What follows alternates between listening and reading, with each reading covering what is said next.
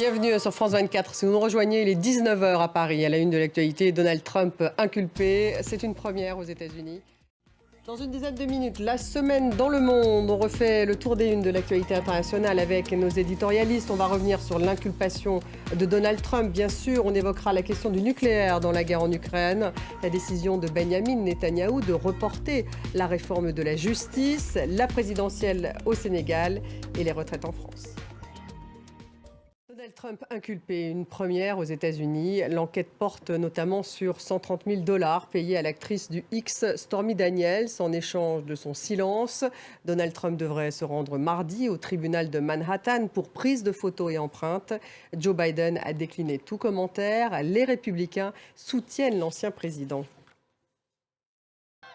En Ukraine, Volodymyr Zelensky a juré de vaincre le mal russe à l'occasion du premier anniversaire du retrait russe de Boutcha. La ville martyre est devenue un symbole des atrocités imputées aux troupes de Moscou. Les Ukrainiens ont commémoré ce premier anniversaire. Zelensky a déclaré que les responsables ne seraient jamais pardonnés.